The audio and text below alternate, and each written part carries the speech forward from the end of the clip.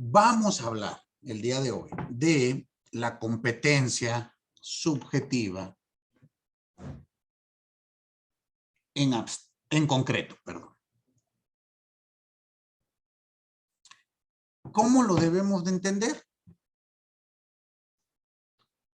Pues hay que ver que la competencia subjetiva en concreto se refiere ya a la persona investida de jurisdicción y por lo tanto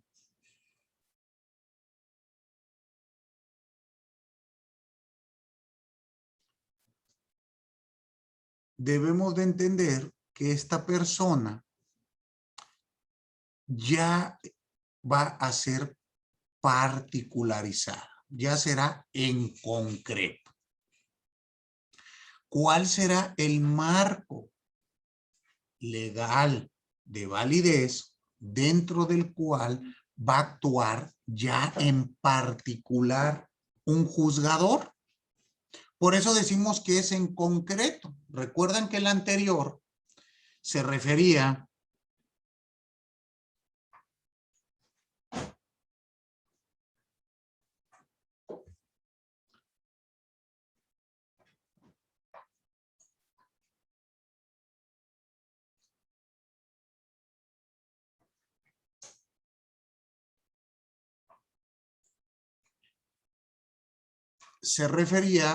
a estas cuestiones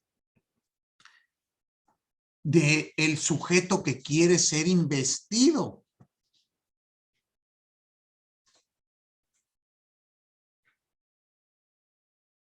De este poder. Aquí ya el sujeto ya tiene el poder, ya tiene la jurisdicción, pero debemos de entender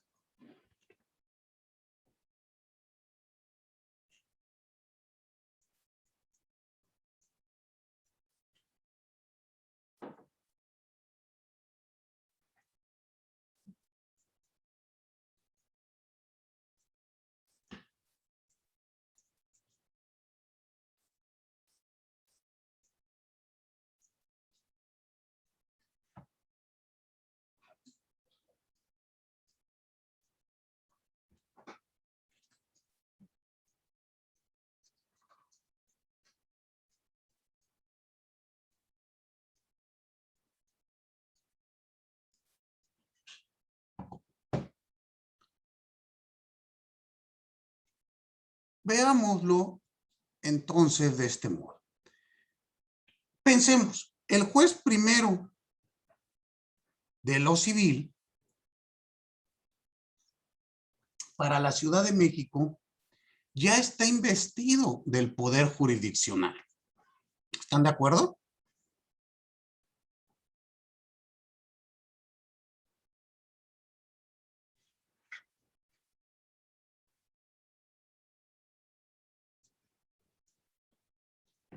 Entonces, analicémoslo del siguiente modo. Este juez, ustedes recuerdan que uno de sus principios fundamentales es que sea imparcial. Si el juez no es imparcial, pues no habrá proceso. Será otra cosa, pero nunca un proceso.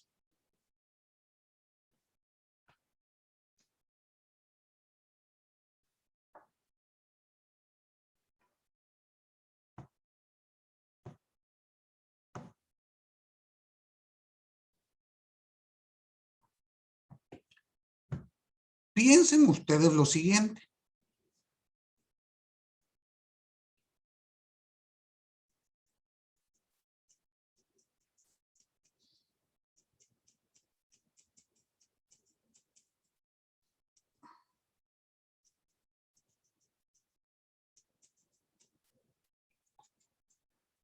Un segundito. Todo juez, magistrado o ministro va a tener siempre un marco legal para que se pretenda garantizar su imparcialidad. Este marco lo vamos a encontrar como la competencia subjetiva en concreto, en virtud del cual el juez será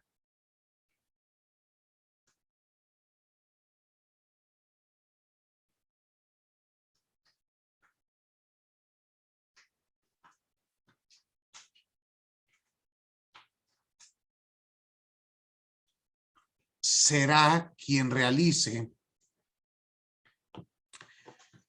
o quien tenga que ver su respectiva competencia. Para ello,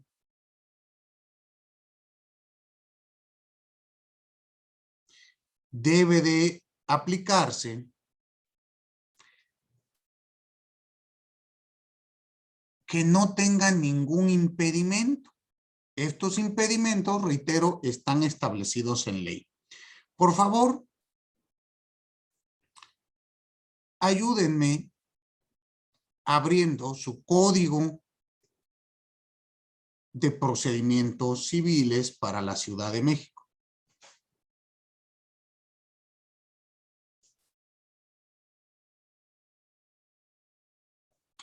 Y váyanse al artículo 170,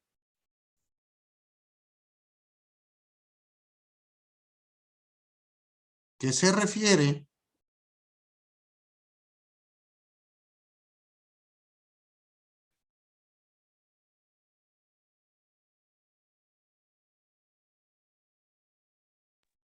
de los impedimentos y causas, profe, y excusas, profe. exactamente. En este artículo 170,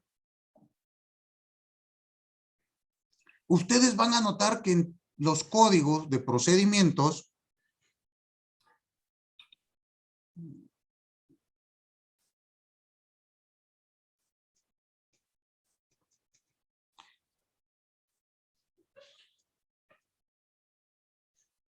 siempre va a tenerse un apartado como el que acabamos de leer.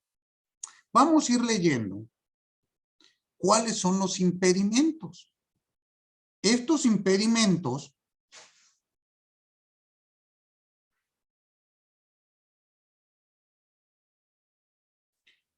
son los que van a garantizar la competencia del juzgador. Entonces pensemos lo siguiente. Vamos leyendo, por favor, poco a poco, cada uno de estas. Bueno, no vamos a leer toda la fracción.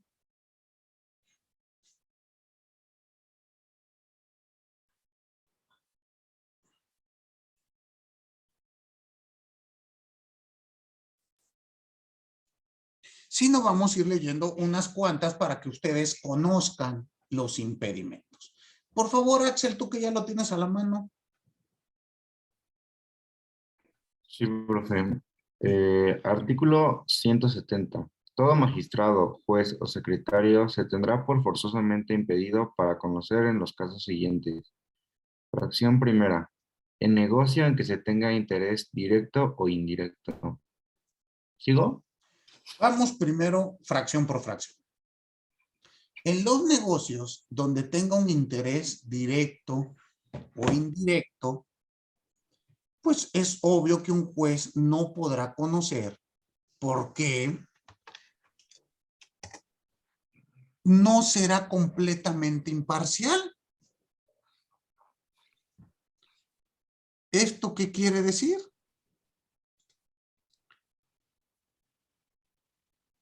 Que el juez,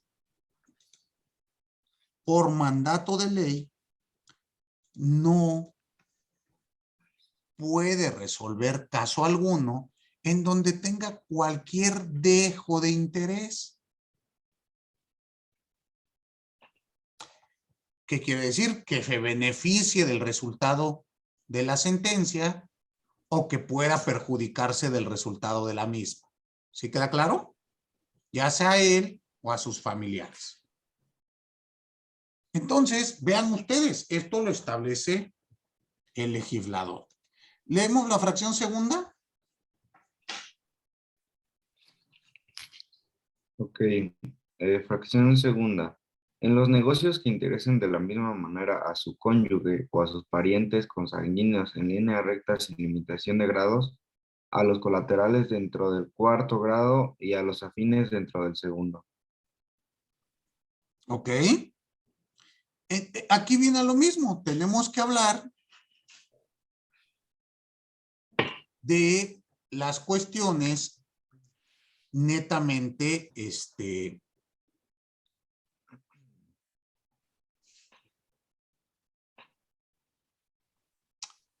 que la familia también puede influir en el criterio del juzgador. Piensen ustedes lo siguiente, habla de familiar colateral, de familiar consanguíneo en línea recta, pues tenemos que entender que esto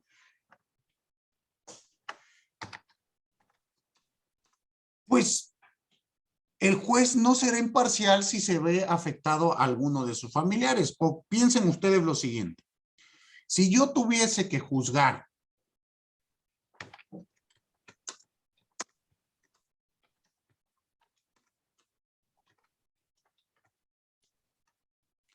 a mi hijo si incumplió o no un contrato, ¿creen ustedes que podría yo ser imparcial? O piensen ustedes, si tuvieran que juzgar a su madre, si cometió o no un delito, ¿podrían ser imparciales? Difícilmente, ¿están de acuerdo? La parcialidad puede ser hacia un lado o hacia otro, porque en los temas de familia las pasiones son hacia un lado o hacia otro, ¿no? Los puedo querer mucho o los puedo odiar como no odio a nadie más. ¿Están de acuerdo? Entonces, para garantizar esta circunstancia,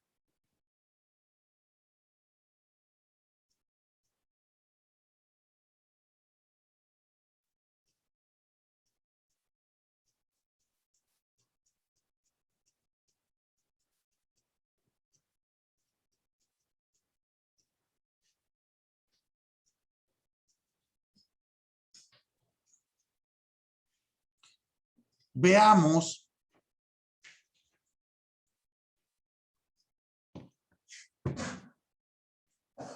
qué tenemos que hacer. Veamos la siguiente fracción, la fracción tercera. Dense cuenta que todo esto es para evitar que el juez se incline la balanza a algún lado.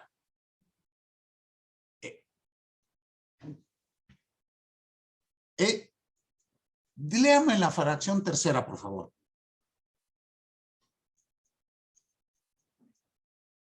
¿La leo yo o ya que lea otro compañero? Pues usted. Ok. Fracción tercera.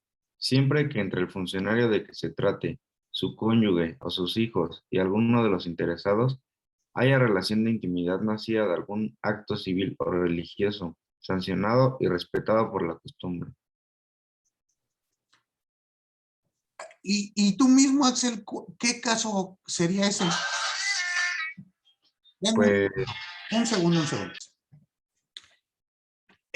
Axel, estábamos viendo esta fracción y te preguntaba, ¿qué ejemplo sería o tú qué te imaginas? ¿Cuál sería la situación de ese caso? es cuando está casado con alguien. A ver, ¿pero qué fracción estás analizando? La ¿Y qué dice? tercera, ¿no, profe? Ajá, ¿qué dice? Es que la perdí, pero bueno, decía como que haya un acto celebrado por acto civil o religioso.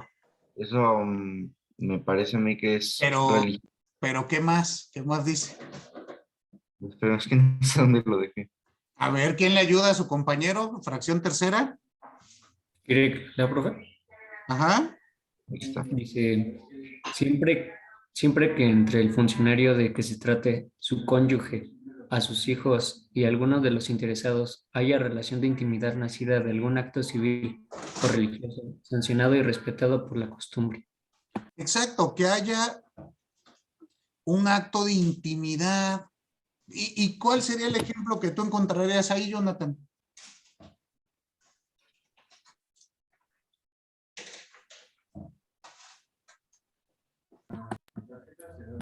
Pues, pues es como el ejemplo que estábamos dando que anteriormente, ¿no?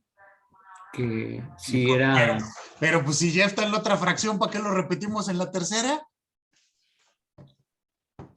a ver, dejé chico de nuevo. Pues son los padrinos en el tema, vamos a decir, católico.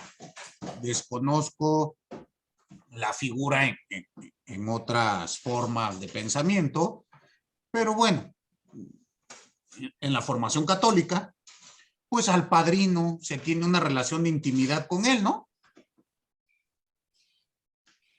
Tanto con la persona como con la familia, que vendría siendo el ahijado.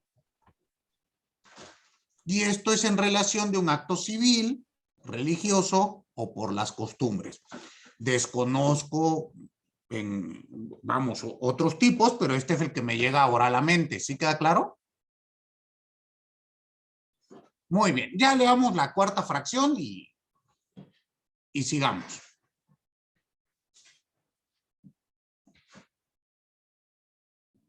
Dice, si fuere pariente por consanguinidad o afinidad del abogado o procurador de alguna de las partes, en los mismos grados a que se refiere la fracción segunda de este artículo.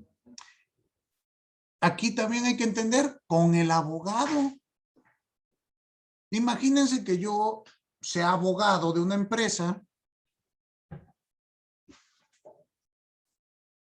y mi papá es el juez.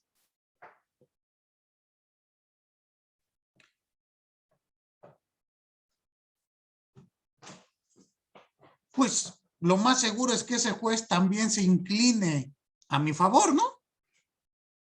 Pues entonces también los abogados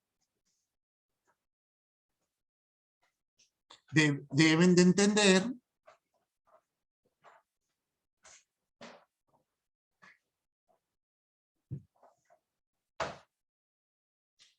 que se puede inclinar la balanza o no, y el juez debe de impedir o debe de evitar esa circunstancia. ¿Queda claro? Muy bien. Ahora, estas causales de impedimentos están presentes en materia civil, en materia penal, en materia laboral, en materia contencioso administrativa. Ustedes siempre van a encontrar estas circunstancias.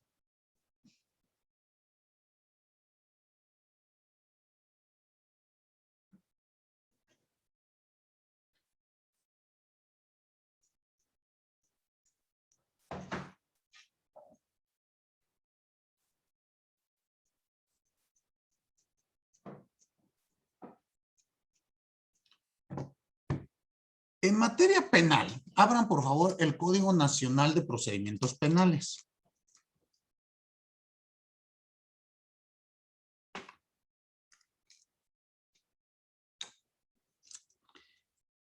En este código, sean tan amables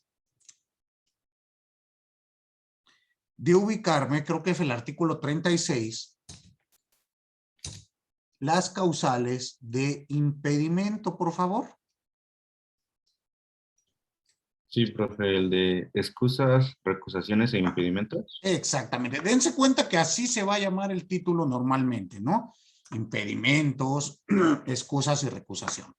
Son tres figuras. Antes de leer, déjenme explicarlas. Los impedimentos son las hipótesis normativas que señala el legislador para que el juez conozca de un caso en particular. Es lo que estamos leyendo, las fracciones. La excusa es la manifestación unilateral que realiza el juez mediante la cual señala que está impedido de conocer de un caso en particular. Es decir, el juez dice, yo no puedo conocer de este caso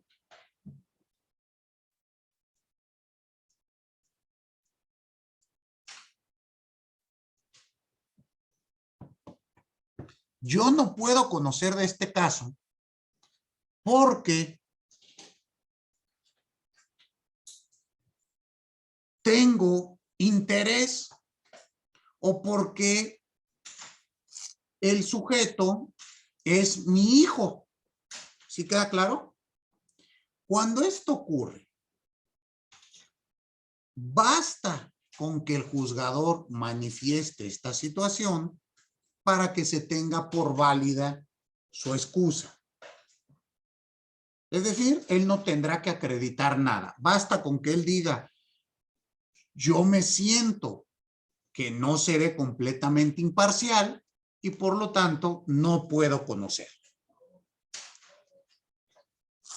Pero ahí mismo ustedes ven una tercera figura, que es la recusación.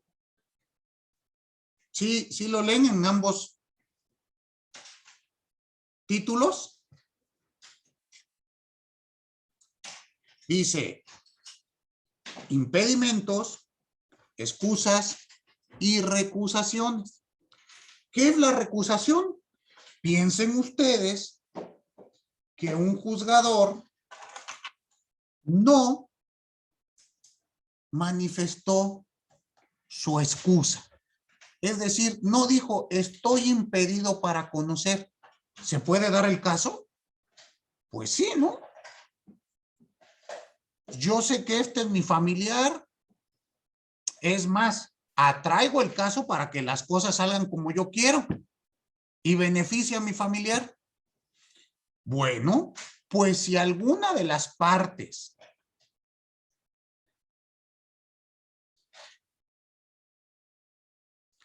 se da cuenta o descubre esa situación, puede válidamente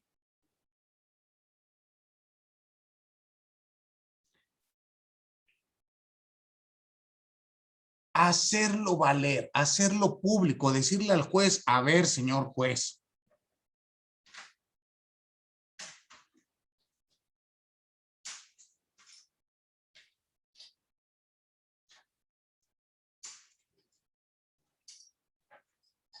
hay que entender esto. Usted está impedido.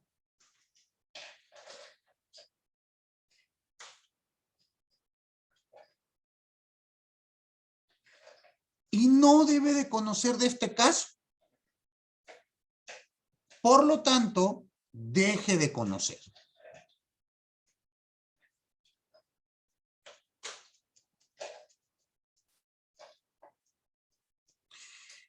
¿Qué ocurre con esta figura?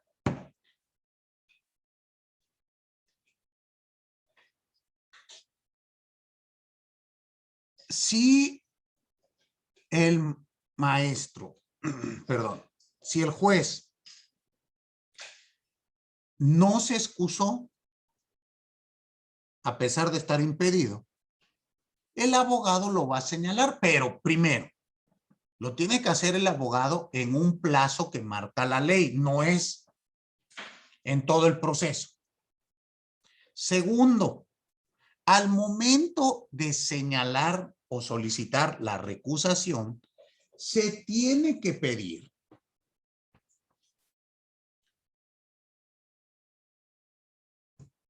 con señalando expresamente la causa y justificándola con prueba.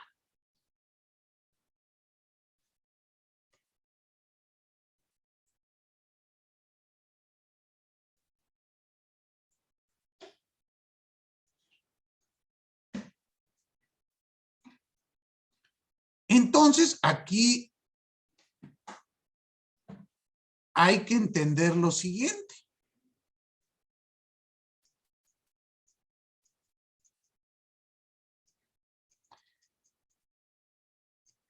Si yo digo, este juez está impedido porque es padre del abogado o de una de las partes, yo tendré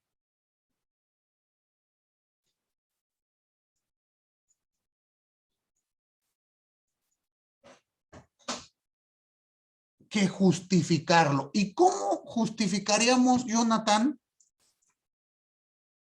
esta circunstancia? ¿Cómo lo harías? ¿Qué prueba exhibirías? En el caso de que sea su padre, pues con Ajá. los nombres, ¿no? Con los apellidos. ¿Con los puros nombres? Bueno, digo con los apellidos y las actas. Ah, las actas de nacimiento, ¿no? Porque, a ver, pensemos, si yo me apellido Pérez, pues habrá muchos Pérez que no son mis hijos, ¿o sí? Es más, yo conozco varios chamacos Polanco que no son mis hijos. Yo creo que nuestros patronímicos pues no son suficiente prueba para acreditar filiación. Tendrá que ser el acta de nacimiento. Y te pregunto, Jonathan, ¿de dónde sacarías el acta de nacimiento de mi hijo?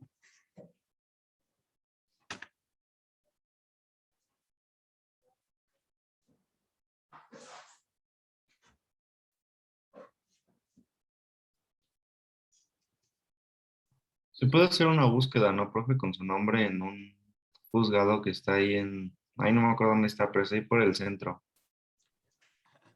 O sea, tú vas a ir ahí por el centro buscando Ah, actas. ya me acordé. Es en Arcos de Belén. Exactamente, son las oficinas centrales del registro civil. Y tienes razón, Axel, puedes hacer una búsqueda. Se paga una búsqueda. Y te pregunto, ¿por dónde empezarías a buscar? Pues dando el nombre completo. Y bueno, es que también necesitaría la fecha de nacimiento y todo eso, ¿no? Pero ¿Y cómo pues lo ya vas, no, y cómo lo vas a sacar? pues en estas fechas ya no lo veo tan difícil, A ver, dime, porque ya en redes ya ¿ya qué? está todo y yo creo que sería más fácil. ¿Ya en redes ya está Que todo? sí, o sea, yo digo que ya sería más fácil, por ejemplo, Ajá. buscando en redes sociales. Sí. O sea, de alguna manera u otra es más fácil ya encontrar la fecha de nacimiento que antes. Piensa mi caso, yo no tengo Facebook, yo no tengo redes sociales. ¿Cómo le haces? Pues lo podrías pedir en el juicio, ¿no? ¿Cómo? ¿Podrías pedirlo como al juez? Ah, o sea, le digo al juez, ¿usted vaya y haga mi trabajo? No, quien tiene que llevar la prueba es usted. Y como dice Axel, pues voy y pago la búsqueda, pero lo primero que te van a decir es, ¿y a partir de qué año empezamos a buscar, abogado? Y dos, ¿en qué estado de la República vas a empezar a buscar, Axel? ¿Tú sabes dónde nació mi hijo? Entonces, suena fácil, pero cuando nos enfrentamos al problema, vamos a ver las complicaciones. Axel piensa que vive en un país donde ya todo está computarizado y meto tu nombre y me va a aparecer todo. Ternura. Eso nunca será así. Si a veces teniendo los datos nos dan actas distintas, están mal capturadas en el sistema. ¿Te ha pasado, Axel? Sí, profe. Y teniendo los datos.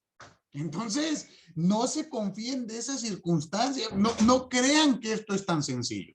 Y el gran problema es que usted lo tiene que acreditar. Y aquí estoy hablando de filiación, que es algo que podemos acreditar mediante un acta. Pero si pensamos en la fracción, ¿qué fue la tercera, la cuarta? La que habla de un acto religioso o por costumbre. ¿Cómo acredito que el muchacho es mi ahijado? Bueno, ahijado del juez, perdón. Pues, voy y busco la fe, ¿cómo se llama? La fe bautismal. Pues va a estar muy complicado. Entonces, dense cuenta de eso. ¿Cómo acredito que el juez tiene un interés directo? No hay tanto problema, pero indirecto.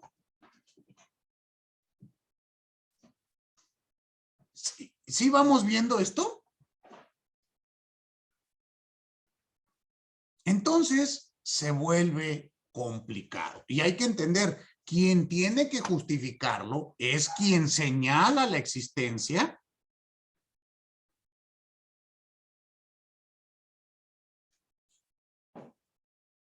de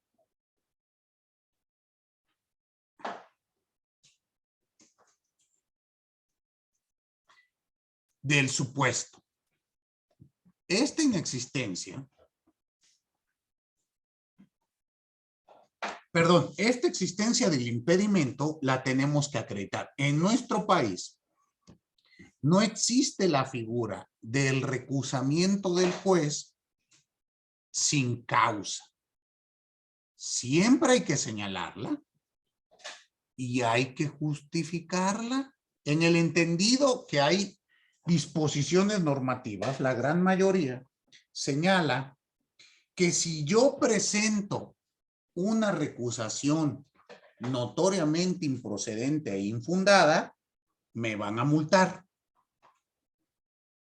porque le hago perder el tiempo a la autoridad. Y esto tiene sentido, ¿no creen? Muy bien, leamos por favor 2 fracciones del Código Nacional de Procedimientos Penales, nada más a manera de ejemplo. Lo que yo quiero que entiendan que esto es la competencia subjetiva en concreto. Atañe a Adrián Polanco y sus circunstancias. ¿Sí ven por qué es en concreto? Y nada más para el caso 325.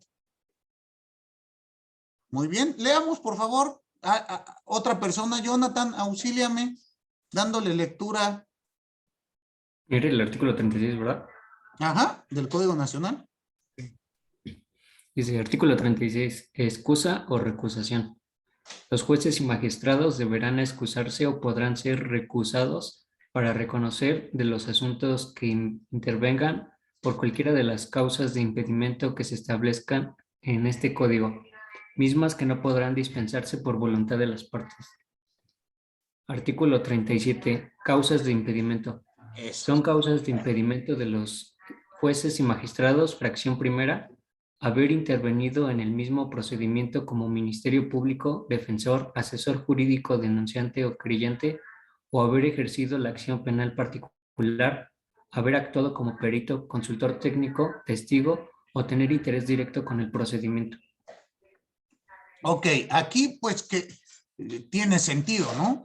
Si ya realizó una actuación previa el juez, donde conoció el caso por una circunstancia distinta, pues hay que entender que esto nos lleva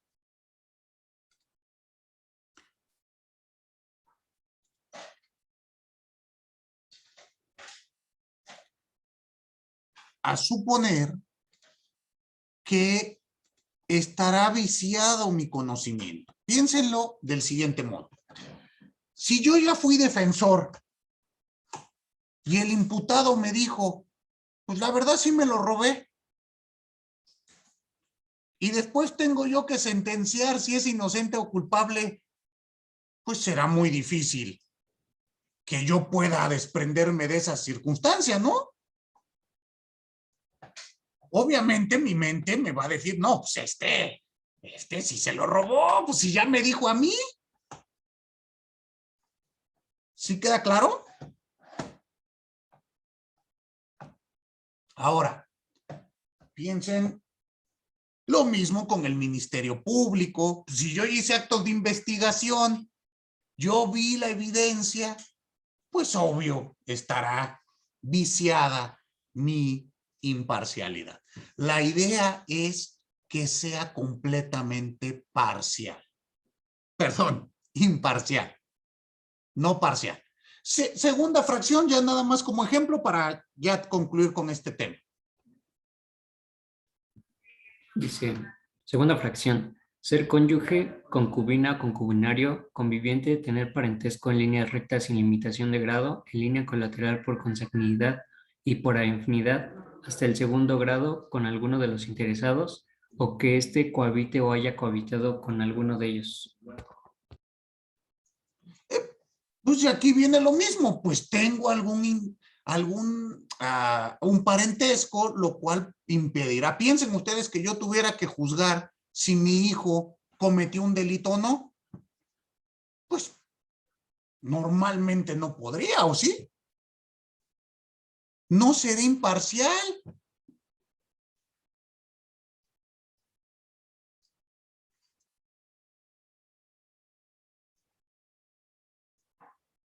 Entonces, bueno, ya ustedes leen el resto de las fracciones para que vean cuáles son estos impedimentos. Y estas reglas que les di, impedimento, excusa y recusación, se aplican para todas las materias. ¿Alguna duda hasta aquí? Profe, una pregunta. Dígame. Dado caso de estar muy seguro que es su papá y que es su hijo, el juez o el abogado, y forzosamente es con el acta o puede ser con la prueba de ADN solicitar una, bueno. Pero el problema es que tú, al momento de presentar la recusación, ya tienes que adjuntar la prueba. O sea, no puede ser no es en el momento. No, tú dices, Polanco bueno, interpongo recusación en contra de Adrián Polanco, porque el abogado defensor es su hijo. En ese mismo escrito tienes que adjuntar la prueba. Y no me puedes decir, bueno, que se hagan una prueba de ADN para que vean que sí son familia. No, si no la adjuntas, no hay. O sea, forzosamente al momento de presentarla. Y ustedes lean en esto que estás checando, ve el procedimiento para recusar en materia penal. En materia penal tienes que recusar, si mal no recuerdo, dentro de las 24, 48 horas a partir que conoces el impedimento. ¿Sí me explico? Y además, el ADN no tiene que ver con la filiación, Jonathan. No, o sea, bueno, es parte en caso de Cosma, de que sea por consanguíneo, pero por afinidad, pues también hay otras. Tiene la presunción de hijo el que nace dentro del matrimonio, independientemente si sea genéticamente tu hijo o no. Entendamos que la cuestión de la filiación es jurídica, no biológica. Piensa tú que adopté y tú me haces una prueba de ADN, es mi hijo, aunque no genéticamente, o sea, no tiene nada que ver. ¿Sí me explicó? Pues eso queda claro, ¿no? Pues si yo adopto, pues, mi hijo no tendrá mi ADN por lógica. Si fui padre y a lo mejor, pues por azares del destino es mi hijo, pero tampoco tiene mi ADN, pues será por otras cuestiones. Muy bien. Entonces, si la pregunta es, ¿yo le puedo obligar al juez a que se haga una prueba de ADN? No, imposible. Ni al juez ni al abogado, porque además toma en cuenta que estás violando los derechos de intimidad de estas personas. ¿Sale? Una prueba de ADN, por lo menos en materia penal, recabar muestras de ADN requieren autorización judicial. Entonces, no. Muy bien. ¿Alguna otra duda? Profe, ¿y a usted le ha tocado un caso en el que tenga que comprobar que sí es su papá o tienen algún vínculo? Nunca. A mí nunca. O sea, que yo sepa que el abogado es que tiene un lazo consanguíneo, compadrazgo o amistad con el juez, no me ha tocado. No he tenido, por fortuna, nunca me he enfrentado a esa circunstancia. Que yo me haya enterado, ¿no? O sea, a lo mejor es su tío o algo, pero pues no.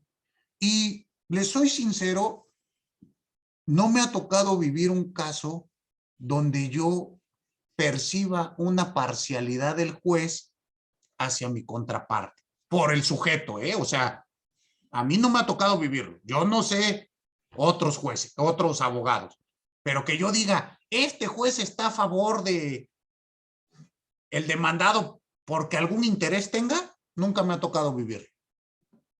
Incluso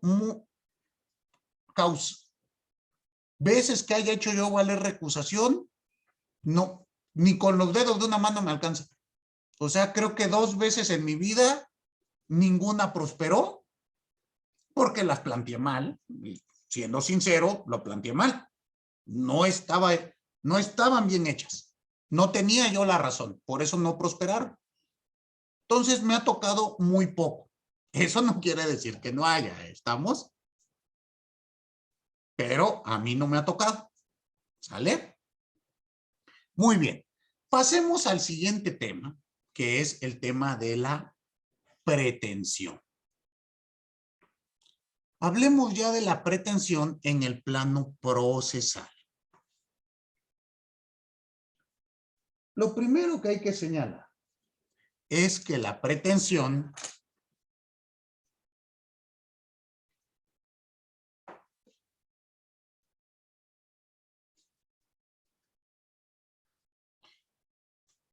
muchas veces se confunde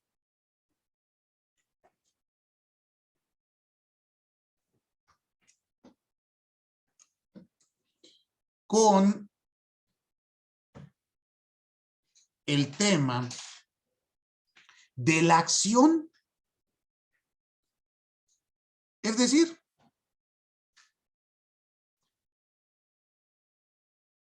acción y pretensión a veces lo utilizamos como sinónimos.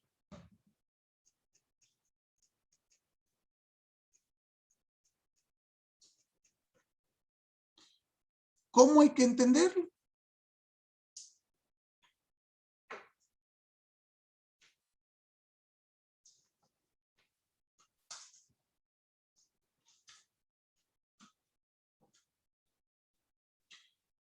Que no son sinónimos.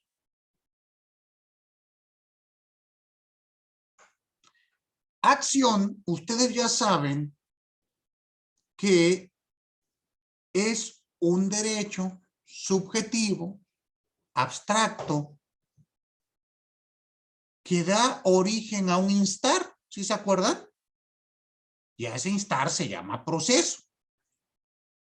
La pretensión, ustedes saben que es contenido del proceso. ¿Sí se acuerdan de eso? Que íbamos categorizando y decíamos, ¿el proceso tiene pretensión? Sí. ¿Cuál es su contenido? Tal. ¿Se acuerdan? Entonces, hay que entender y no confundir. Acción es el derecho que tengo. Bueno, y les complico más el problema. En materia civil y en diversas, se confunde aún más, porque se dice, está la acción, está la demanda y está la pretensión. La demanda Pues es un documento mediante el cual yo ejercito mi acción. Eso sí queda claro, ¿no? Y en la propia demanda se contiene la pretensión. Entonces, acción, demanda y pretensión, cada uno son figuras distintas una de la otra. Y la figura de la demanda se utiliza para la materia civil, laboral, administrativa, amparo. En materia penal no hablamos de demanda porque no existen demandas penales.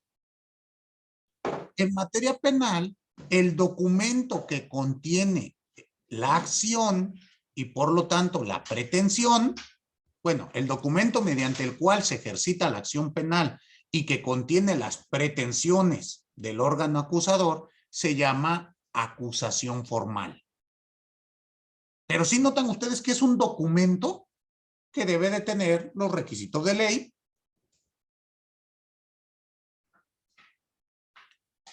Que mediante ese documento ejercito mi acción, pero que en el documento se contiene mi pretensión. Es decir, ¿qué quiero? Pensemos lo siguiente. Yo demando a Alejandro el pago de 500 pesos. ¿Están de acuerdo? Mi acción es la que me permite que se abra el proceso en el que Alejandro y yo vamos a debatir. ¿Están de acuerdo? Mi demanda es donde establezco los hechos por qué Alejandro me debe y además señalo cuál es mi pretensión. En este caso, Alejandro, ¿cuál es mi pretensión? Que le devuelvan los 500 pesos. Que me paguen los 500 pesos. ¿Ven cómo es sencillo? Y no dará lugar a confusión. Bueno, lo vamos a ir explicando poco a poco, porque ¿dónde se da mucho esta confusión? En materia civil. Porque en materia civil, el primer título del Código de Procedimientos Civiles habla de las acciones civiles, confundiendo el legislador el término acción con pretensión. Es incorrecto hablar de acciones civiles. No existen distintos tipos de acciones. La acción es única. La acción siempre será el derecho público, subjetivo, en abstracto, que tengo yo para iniciar un proceso. Eso sí queda claro, ¿no? Ya lo vimos. Lo que sí habrá son diversos tipos de pretensión, que es lo que vamos a estudiar en la siguiente clase. Muy bien. ¿Alguna duda hasta aquí? Ninguna. Bueno, pues muchísimas gracias a todos y a todas. Nos vemos el día viernes. Sigan pasando un excelente resto de jornada. Nos vemos. Hasta luego. Gracias, profe. Hasta luego, profe. Gracias, Gracias. profesor. Hasta luego. Profesor.